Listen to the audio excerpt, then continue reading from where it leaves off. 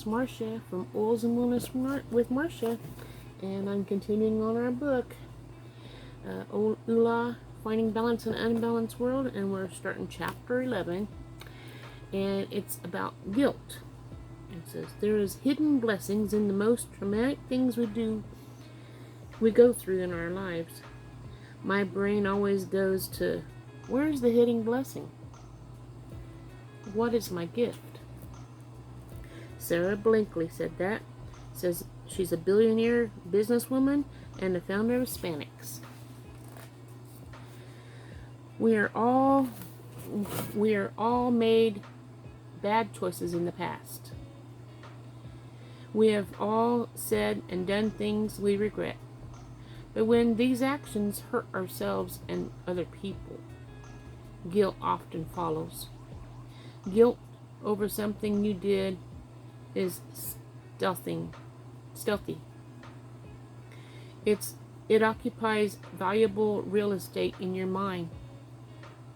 For some people, it becomes part of their story, making an appearance when meeting a new friend or sacrificing when tackling a new goal in life. Guilt can become your favorite excuse or a reoccurring explanation. It can even affect your health. But worst of all, it can keep you from showing up fully. They will find out, you thought, by thinking. They'll hate me once they know. That's the damage of the Ula life and your future that guilt can do.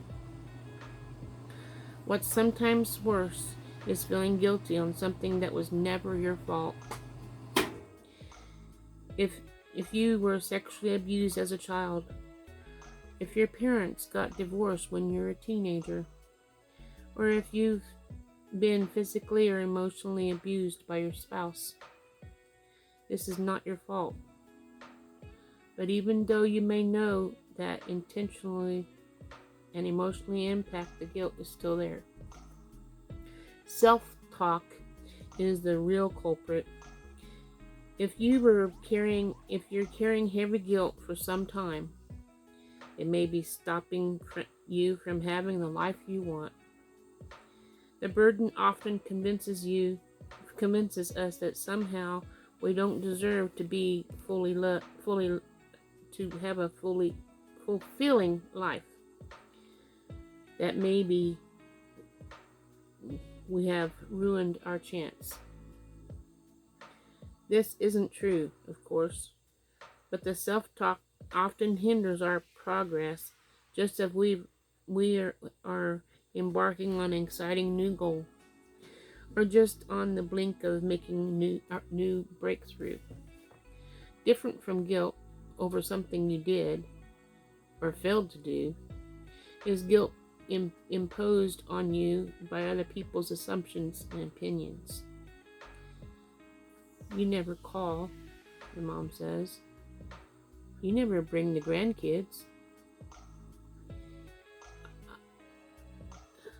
A guilt trip is when another person tries to make you feel guilty for acting, thinking, or feeling a certain way, or failing to act, usually in order to force you to do something. Sweetie, we've already planned on having you here for Thanksgiving.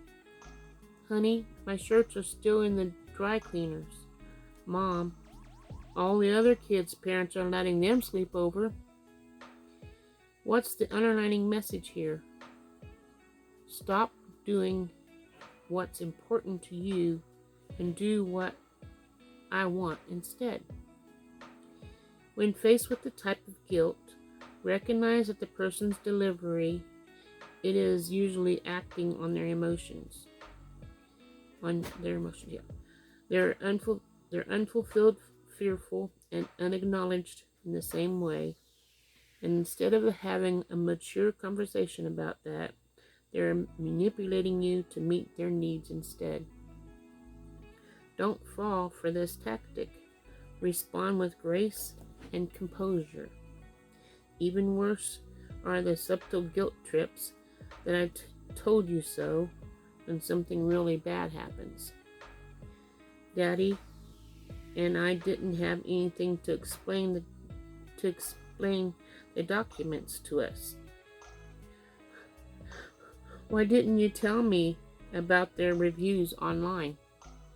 You never answered your cell phone. Unless you want the whole world blaming you and dictating your actions, emotions, and thoughts, the only way to respond to guilt trips is with grace and self-control. While explaining why the other person is wrong probably won't get you very far. Letting them know that you understand their point of view, but have your own opinion too, will give you the immunity you need when you tell them you won't be following their advice or agreeing with their version of things. And if you have any questions about what I just read, please comment in the comments section, and I will read them and see if I can't answer them. And tomorrow I'll be talking about sandcastles. And Louisa Hogan wrote the sandcastles. So I guess I'll see you guys tomorrow, and hopefully you have a wonderful day today. It's beautiful out today. It's in the 50s for February. So I see you guys tomorrow. Have a wonderful day. Ta-ta.